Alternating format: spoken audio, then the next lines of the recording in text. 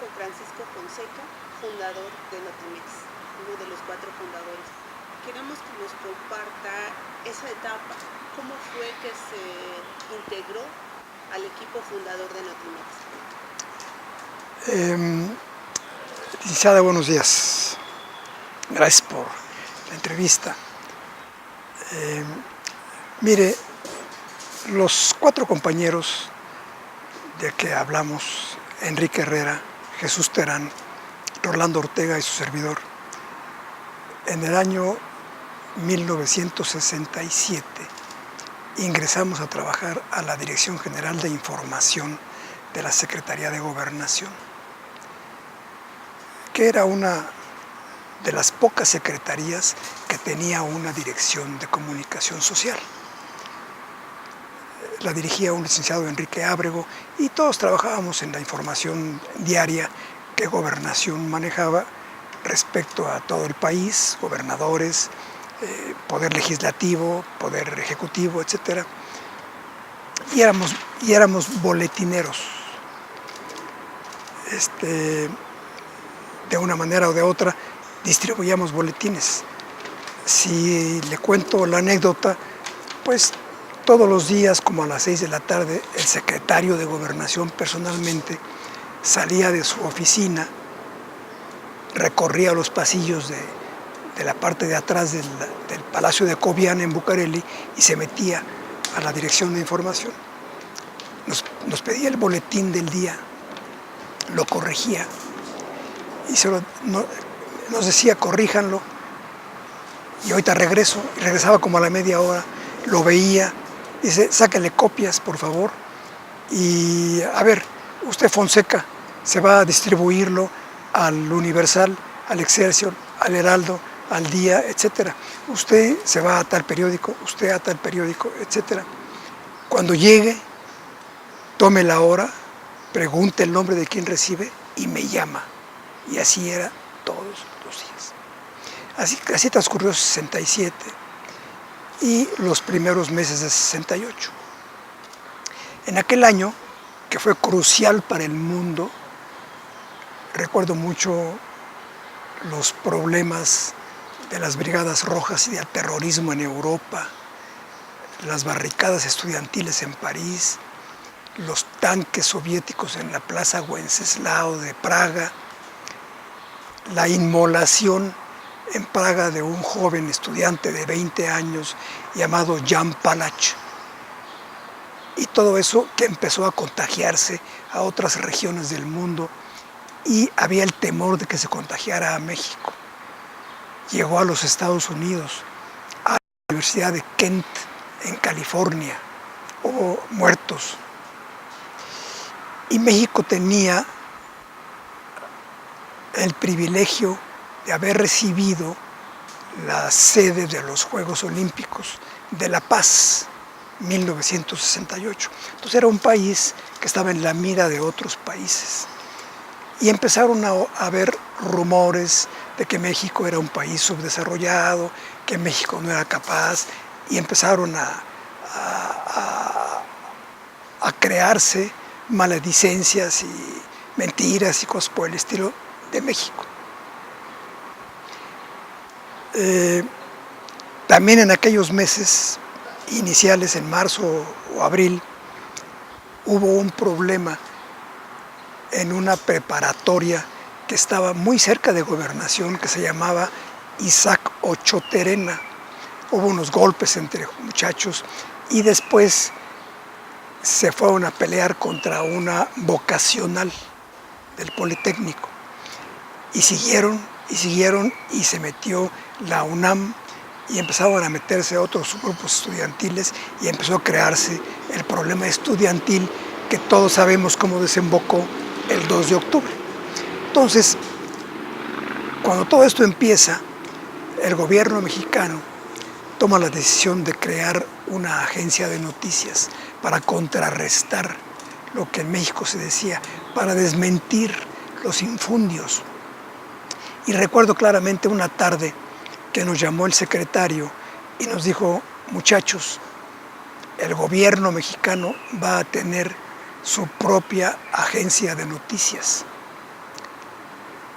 vayan a Insurgentes, ubiquen un local, contraten 2, 3 pisos y yo les envío los muebles en los próximos días. Entonces nos quedamos impactados, íbamos saliendo de la oficina y nos dijo, antes que se vayan, se va a llamar Notimex y su lema va a ser imagen de México en el mundo. Bueno, ahí fuimos a Insurgentes, encontramos un edificio, Insurgentes Sur 1700, era un edificio de 10 pisos, el propietario era un alemán, Frank Coleman, y nos alquiló 2 pisos, el 7 y el 10.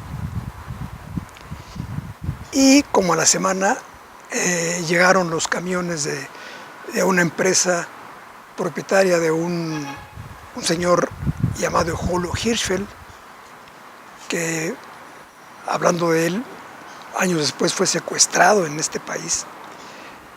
Era la empresa PM Steel y fue que nos llevó canceles, escritorios, sillas, sillones, paredes, etcétera, todo lo que necesitábamos. Y empezamos a integrarlo, empezamos a armarlo nosotros mismos, acompañando a los trabajadores de la empresa. Y conseguimos un ingeniero, Osvaldo Palma, que trabajaba en Gobernación, que era un técnico fenomenal. Había trabajado en la RCA Víctor de Nueva York. Nos llevó un radio de onda corta, que había sido muy útil en la Segunda Guerra Mundial. Un viejo teletipo también, y telégrafos nos proveyó de unos aparatos Telex.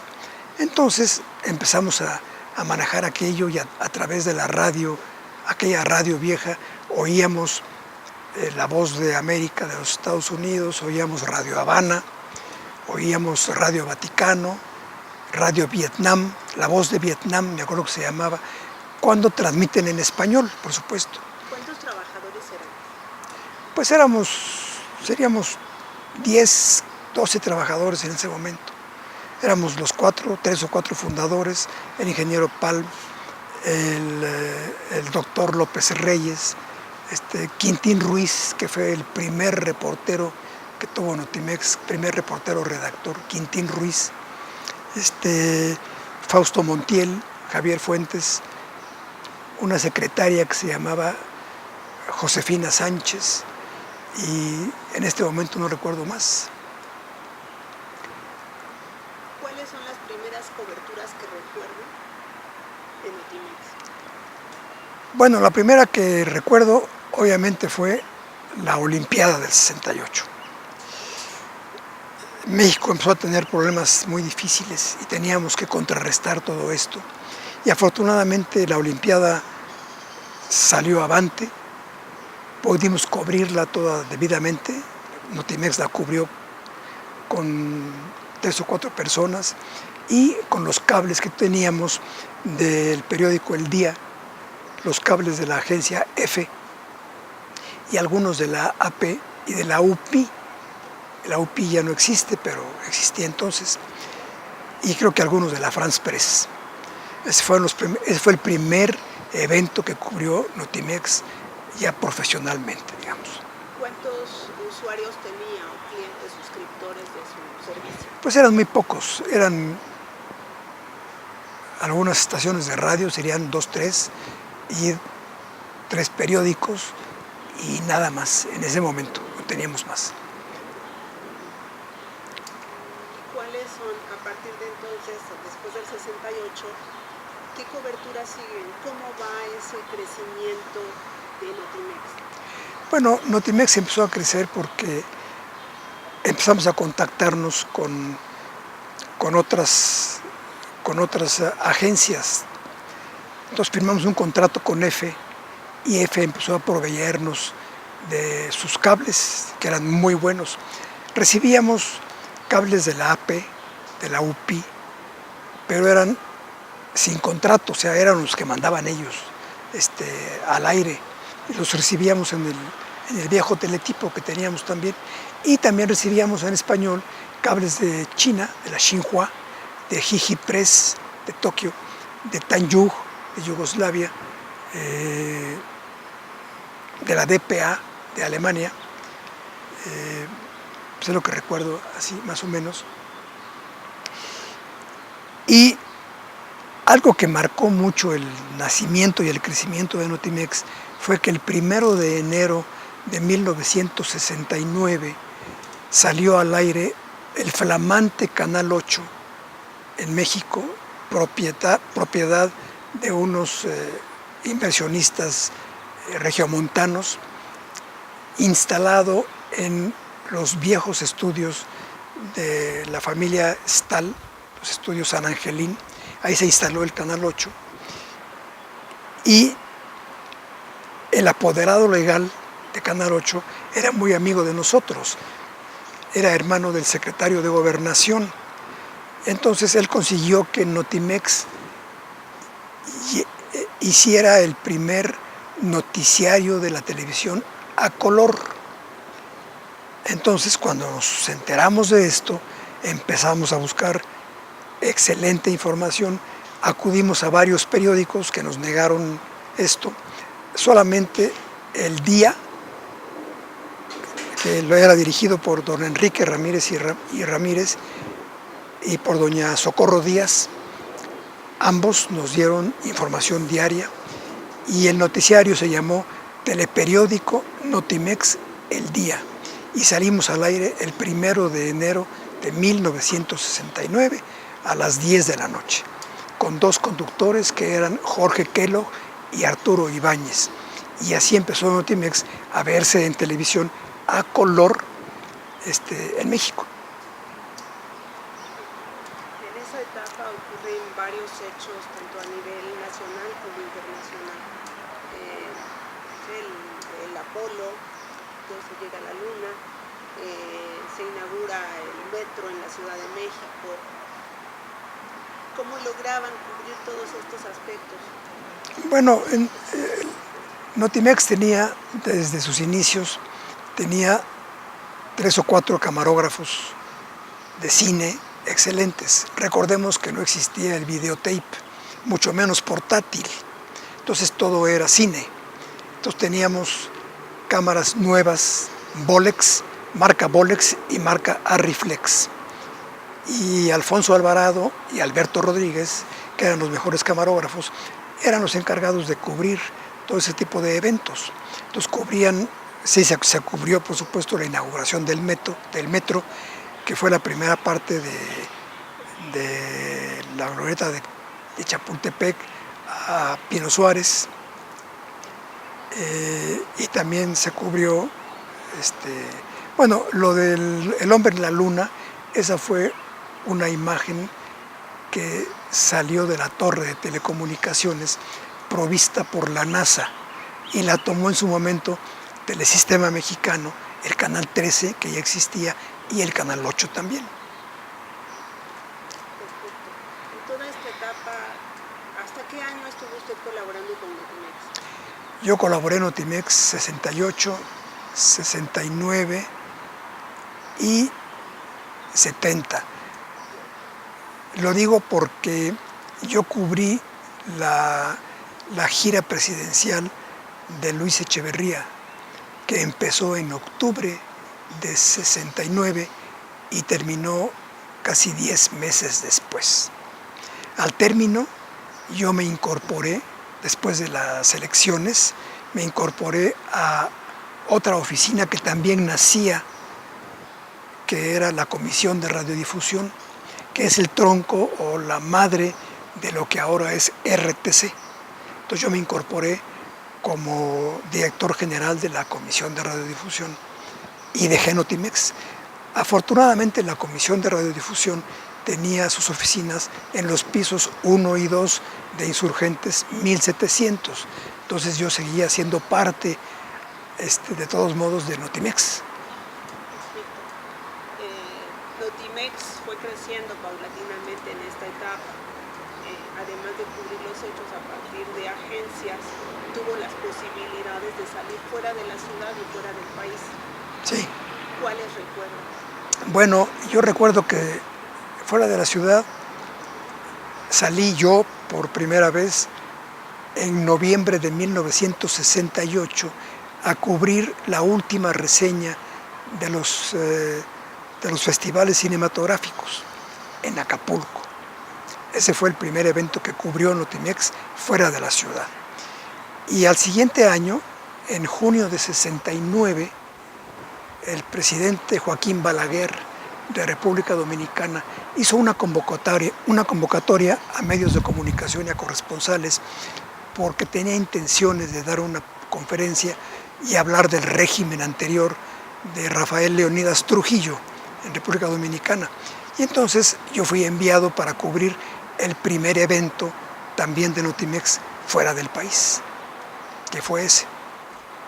Como fundador llega a Notimex con una instrucción precisa y va siguiendo. En aquel momento que Notimex empieza a surgir, ¿qué visión tenía futuro? ¿Yo? Para Notimex. Bueno, pues Notimex era para nosotros como una aventura juvenil cuando nos designaron para crearla. Y luego se convirtió en un sueño para nosotros y queríamos y quisimos hacerla una realidad. Y 50 años después, Notimex no es una realidad, es una gran realidad nacional. Entonces, sí lo sentíamos. Lamentablemente, los 4 iniciadores o 3 iniciadores, pues nos fuimos muy pronto. Yo estuve nada más hasta el año que le digo. El licenciado Herrera estuvo al frente de Notimex hasta junio de 71, que también se fue, renunció, y entonces subió en su lugar Rolando Ortega, y Jesús Terán también se salió de allí en el año 71, 72. Entonces después ya vinieron otros directores, después de Rolando. El primero que recuerdo fue Horacio Estavillo, querido amigo que murió años después en un accidente aéreo catastrófico, ¿verdad? ¿Cuáles serían sus deseos para Notimex? Pues que cumpla por lo menos 50 más. ¿Sí? ¿Y en materia informativa? Que sea la número 1 de América Latina, y creo que lo es por el momento, pero que tenga mucha más cobertura en el mundo y en todas partes. ¿Sí? No sé, desconozco el número de reporteros y de corresponsales que tenga hoy Notimex, pero sé que es muy importante porque veo su página, entro a su página y me doy cuenta que cubren absolutamente todo el mundo, ¿no? Y me da mucho gusto. Hace 50 años era una forma diferente de cubrir la noticia. Sí, por supuesto. Ha evolucionado bastante. Sí, por supuesto. Creo que la esencia del periodismo se mantiene. ¿Algún consejo que usted pueda aportar a estas nuevas formas de comunicar, algo que le llame la atención, que deba mejorarse o que... No, yo creo que todo va de acuerdo a cómo van creciendo o cómo va creciendo la tecnología en el mundo. O sea, la comunicación de hace 50 años pues era muy diferente a la comunicación que es hoy. Tal vez algún reportero, algún corresponsal de hoy no podría trabajar con los instrumentos que teníamos entonces. Pero eso ocurre con muchas profesiones, con la medicina tal vez, que también ha crecido mucho. Pero la comunicación sí es muy importante porque la comunicación hoy maneja al mundo. O sea, no, nos maneja a nosotros. En aquella época manejábamos la comunicación nosotros, hoy es distinto. Si hacemos un recuento de lo que es la comunicación y pensamos cuando el mono desciende del árbol y se yergue sobre sus pies, se convierte en el Homo erectus. Pasan cientos de siglos para que empiece a emitir sonidos guturales y querer comunicarse con sus compañeros, sus congéneres. Siglos para empezar a hablar, y pasan siglos para que empiece a manifestarse con un gis o con una piedra en una pintura rupestre. Todo eso es comunicación, y pasan más siglos hasta que empiece a dejar en una tableta una cuña o una letra cuneiforme en los primeros alfabetos. Esos eran los primeros intentos de la comunicación. Giovanni Sartori, el famoso comunicólogo italiano que lamentablemente acaba de partir, y politólogo también, habla de esto muy claramente, del Homo erectus, del Homo sapiens, pero menciona que ya a partir de este siglo, o desde que se inventó la televisión que es la madre de las computadoras y es la abuela de los teléfonos celulares y de todo lo que viene, desde que la televisión se inventa, el Homo sapiens se convierte en el hombre video, el Homo videns, que seremos de ahorita en adelante por muchos siglos. Ese es el efecto de la comunicación, aquella que manejábamos nosotros y la de hoy que nos maneja a nosotros y que gobierna el mundo. ¿Algunas palabras adicionales para Notimex? Pues desearle toda la suerte del mundo, que siga creciendo, rendir mi homenaje muy íntimo para todos los que han cruzado por sus puertas y que la han hecho engrandecer a la agencia y a México.